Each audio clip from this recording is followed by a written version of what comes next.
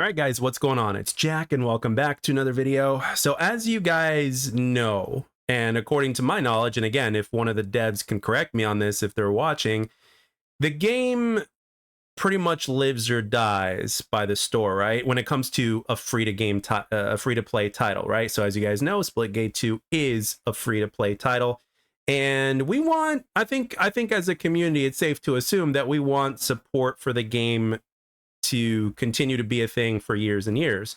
But obviously, none of this stuff happens for free, right? It's not like they've got billions upon billions of dollars that they can just use and just create the perfect game for the community. Unfortunately, that's not the kind of world that we live in when it comes to Splitgate 2, and as well as pretty much most other games for the most part, right? So therefore, I think it's important to be able to make the store better and to also stand out, and as well as rewarding every single player that plays the game, right? And kind of have your cake and eat it too when it comes to the store, because like I said, the game lives or dies by the store. So therefore, money needs to be made from that aspect. And at the same time, we as players, want to feel like we can pretty much get everything if everything is available, right? So there's different ways that I'm approaching this. I've done this into steps, and I've actually written this stuff down. So please bear with me on this, but I think it's something that could definitely be an improvement. And of course, in the comment section below, you guys can add or take away from this, or if you're coming up with something better or whatever it is, because I know I'm not the only one that's thinking about all this. So again, if this is going to be a game by the community for the community, obviously, which is one of the things that's the biggest motivator for devs, obviously them taking our feedback from every single aspect of the game and everything that's available in the game is important. So this is where this comes in. So without further ado, let's get into this. So step one is to increase the value of the battle pass. Now, the way you do this is by, number one, not making the battle pass expire, right? As well as making previous chapters / seasons always available for purchase, right? Now, obviously, previous seasons, I think it would be a good idea to make them available for purchase at an additional discount. So as we know right now, every single chapter is worth $5, right? So that's a total of 15 for the entire season. So if they made, an old battle pass available for, like, let's say $10 instead of 15, again, I think that's still better than the battle pass not existing in the first place. But there's something else that I want to add in to this as well. So if you purchase a battle pass, whether old or new, right?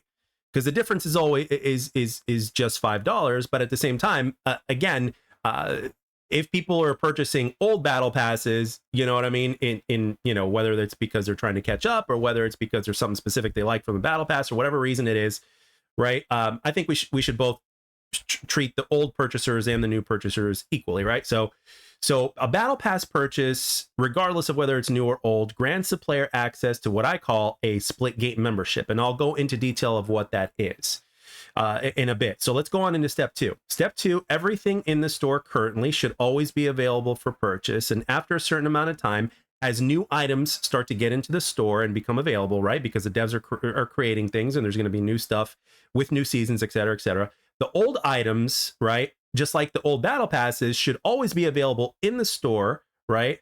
And obviously at an additional discount, because again, it's old, you got new stuff coming. No different than a traditional business when it comes to that, right? If something's old and if something's not selling or whatnot, it's still better to make some money off of it than none at all, right? So, obviously taking advantage of things like holiday specials or specific gaming events or something like that is obviously a good thing. And I think this works better than just a time limit that would last, 5 days to a week, because, everybody, whether they're, obviously poor people, which are the majority of people, believe it or not, they've got available spending money at very different times, right? Because obviously with an economy like this, shit happens in life. Sometimes we may not have it available, and sometimes it may be like, it may be more than just 5 or 7 days before we have any money to purchase in the store from something that we want, right? So therefore, I think kind of like getting rid of that time limit thing, so to speak, I think would be very viable. Because if something is always available, and especially if it's at a good deal, as well as what I'm about to go into here in a minute, people don't forget that stuff. I think one of the things that both people with less money and people with more money have in common is we all like good deals, and it's not something that you forget about. If you hear about a good deal that is consistent or is always available or whatnot, like people are always going to go back and revisit, right? So if you got returning customers, so to speak, right? And they see something at a good deal or whatnot, wham bam, you've got the opportunity to make more coming from that, right? So I think that's very important. So all right, now let's go into step 3. Now this is where things start to get really interesting. So now those little blue ribbons that we obtain, that every single player obtains through the daily, weekly, and monthly challenges or whatnot, right? I think those also need to be rewarded to a player after every single game, right? And not just limited to those daily, weekly, or monthly challenges. So if you win a match, you get more. You lose a match, you get less. But you're always progressing, right? So let's say you lose, you progress at half the rate or whatever rate that the devs decide. And then you win, you progress at whatever rate the devs decide, right? In terms of how many blue ribbons they want to reward after every win, et cetera, et cetera. This is where the devs can actually become very very creative in terms of how they want to do it.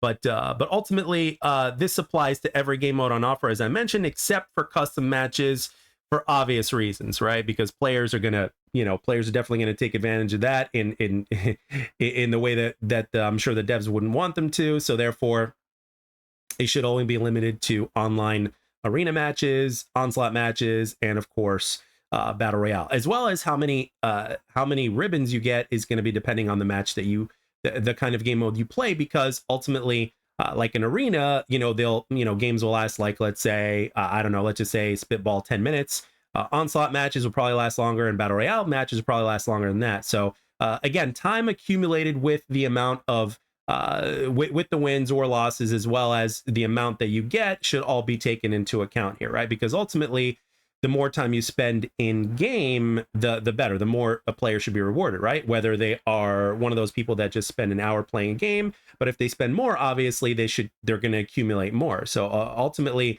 everybody gets rewarded, right? And the more time you put into something, the more you get out of it. So that's cool.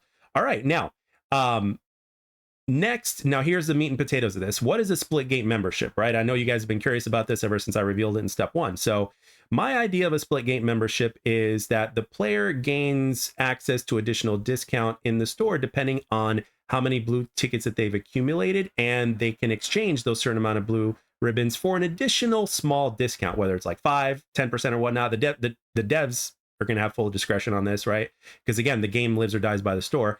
But ultimately, the more you play, the higher amount of items in store will be available at an additional discount, simply because of the fact that you're exchanging those extra blue ribbons for something like that, right? Because ultimately, like, again, like I said, the game lives or dies by the store. But again, if a player, through them grinding the game, gives them an extra additional, like, let's say, bonus of a discount, right? So like, let's say it's 5 or maybe 10% or something like that at the most, or whatever the devs decide, even on a discounted item already, that basically, like, that's something worth grinding for players that are really into cosmetics. And again, as time goes on, the store is going to continue to grow, especially if they don't throw anything away or don't make it available anymore, which I think would be a mistake, which is one of the reasons why I've already mentioned that everything should always be available in the store as the game continues to progress forward, right?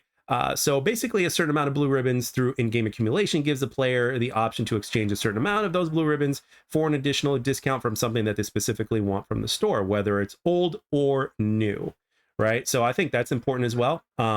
So basically, like, when you think about it, the more you put into it, the more you're rewarded, right? Both in and out of store, right? And again, as time goes on, as I mentioned a minute ago, more things are going to be added into the game in the store, as well as a progression system, which I'm sure could be something that kind of not directly relates to the store, but in a way it's its own thing.